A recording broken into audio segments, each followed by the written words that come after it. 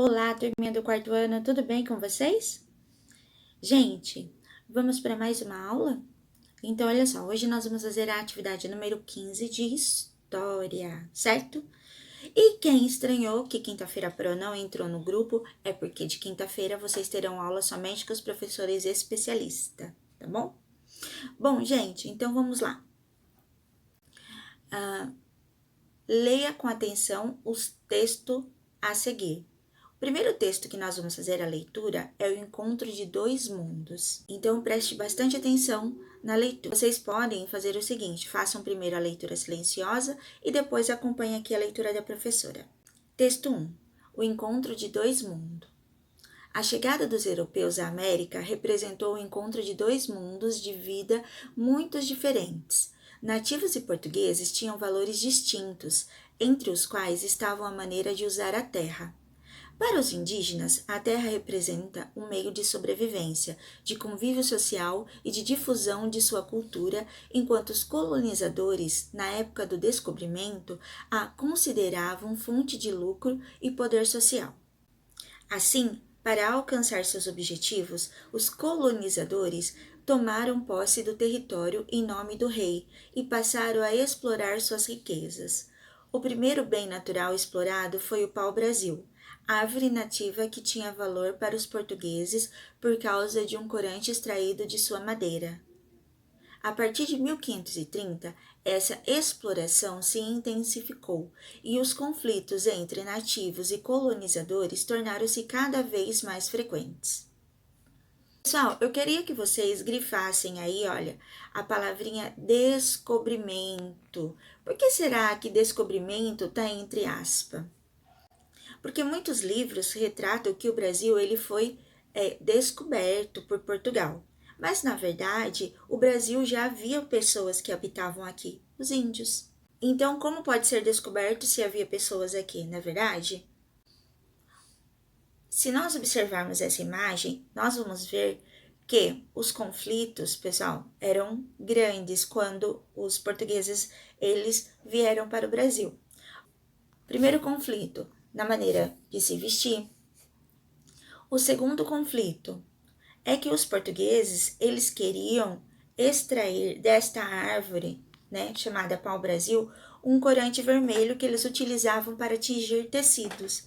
E os índios, eles preservavam a natureza, porque era a partir da terra, da natureza, que eles tiravam seu sustento. Então, eles tinham pensamentos diferentes dos portugueses.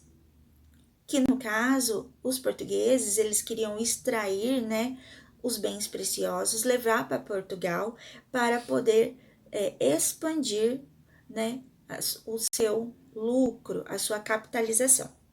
Então vamos lá. B.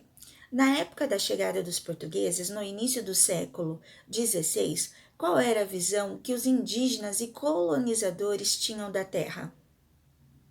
Então, olha só, vocês vão responder aqui. Pessoal, então vamos fazer a leitura do texto 2. A diversidade cultural.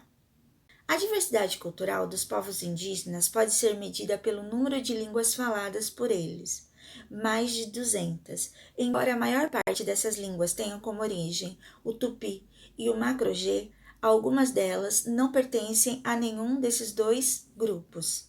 Também há povos que perderam sua língua de origem e que falam somente português. A língua portuguesa, por sua vez, incorporou inúmeras palavras de origem tupi, como abacaxi, arara, mandioca, entre outras. Atualmente, vários projetos são desenvolvidos para manter vivas as diversas línguas indígenas ainda faladas. Além da língua, outros elementos como as expressões artísticas, os mitos e maneiras de relacionar-se com o meio ambiente revelam a diversidade cultural dos povos indígenas. Bom, pessoal, esse texto foi tirado então de Educação de Jovens e Adultos, Anos Iniciais de Ensino Fundamental, da Editora Moderna, e foi adaptado pela Secretaria Municipal.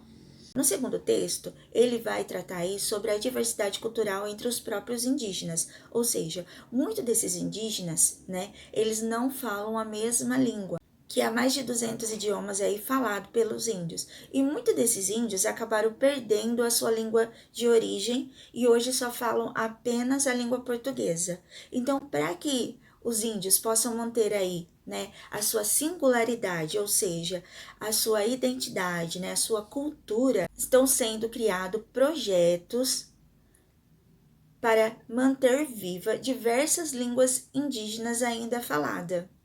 E não somente isso, né, pessoal? Há outros elementos também que acabam se perdendo no meio do tempo, como as expressões artísticas, os mitos, as maneiras de relacionar-se com o meio ambiente. Então, tudo isso é necessário preservar para a cultura do índio. C. Você conhece alguma palavra de origem indígena que foram incorporadas à língua portuguesa? Escreva alguma dessas palavras. Caso não saiba, pesquise essas informações. Então, o próprio texto traz. Então, se vocês voltarem aí lá no comecinho do texto, vocês vão ver essas palavrinhas. Texto 3. Relato do indígena Gemicaiabe. Se meu povo fosse igual ao branco, destruindo a floresta, as florestas não existiriam mais na reserva indígena. Nós estaríamos acabando com o nosso próprio oxigênio, que a floresta nos oferece sem poluição. Nós íamos perder a beleza das cores das florestas.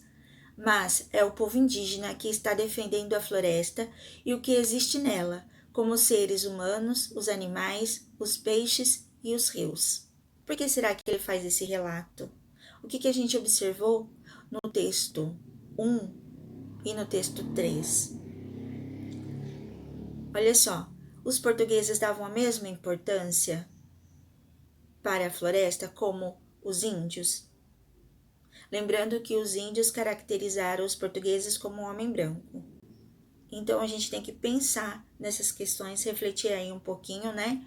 O que o homem branco tem feito, não somente na floresta amazônica, não somente aqui na nossa região, né? Na nossa floresta, mas também, pessoal, no mundo como um todo, né?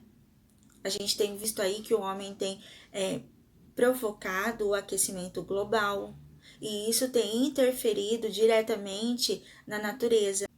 D. De acordo com o texto, o que podemos aprender com os povos indígenas? E. Em sua opinião, o povo brasileiro é consciente da necessidade de conservar o meio ambiente? Converse com seus familiares a respeito. Veja aí, pessoal, a importância de conservar o meio ambiente. Lembra lá em matemática que nós estávamos estudando sobre a quantidade de anos que demora o lixo para se degradar na natureza? Será que o brasileiro tem a consciência de separar o lixo orgânico do lixo reciclável? Isso é só um pouquinho do que a gente pode fazer em casa. Mas será que o brasileiro tem preservado seus rios, não tem jogado lixo nos rios? Vamos pensar um pouquinho aí e depois vocês vão responder, ok? Bom, pessoal, peguem aí, então, as atividades suplementares de vocês e vamos retomar aí o conteúdo. Bom, vocês sabem o que são palavras monossílabas? Na separação silábica, as sílabas, elas recebem um nome, elas são classificadas. Então, as palavras que possuem apenas uma sílaba, tá? Elas são chamadas de monossílabas. As palavras que são classificadas em duas sílabas são chamadas de dissílabas. As palavras que são classificadas em 3 sílabas são chamadas trissílabas. E as palavras classificadas em 4 ou mais sílabas são chamadas de polissílabas. Mas então, o que é sílaba, professora? Sílaba é um impulso de voz que emitimos ao falar uma palavra. Exemplo: faca, faca. Então, olha só, é o impulso da voz. Nós emitimos 2 vezes, ó, faca. Então, eu consigo separar aí as palavrinhas. Se tem duas sílabas, como que eu classifico essa divisão silábica? Ah, ela é uma dissílaba, muito bem. Por exemplo, agora, ó, mão, apenas uma emissão de voz. Nó, apenas uma emissão de voz. Então, nesse caso, quando eu tenho apenas uma emissão da minha voz, eu classifico essa palavra em monossílaba. Vamos separar a palavra futebol. Vamos lá. Futebol. 3, olha só. Então, nesse caso, eu tenho uma palavra trissílaba. Muito bem. Agora, vamos separar a palavra chocolate. Chocolate.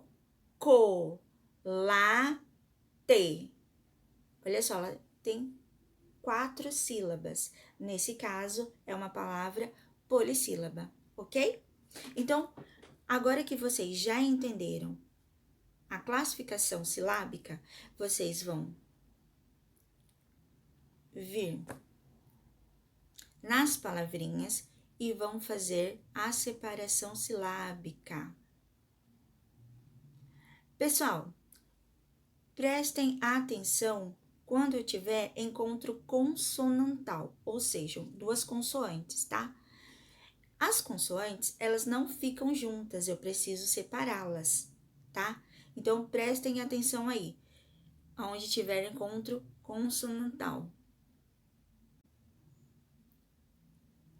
No estojo, professora, aqui, ó, encapado, borracha, nos 2 R's. Então, prestem atenção aí, porque eles não ficam juntos, eu preciso separar, ok?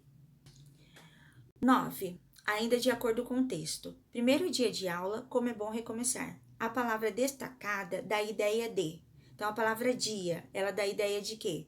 De tempo, modo ou lugar. 10. Dê um nome para o personagem do texto. Então, quando vocês fizeram a leitura do poema, naquele momento que vocês estavam lendo, o personagem não tem um nome, então você vai dar um nome para ele.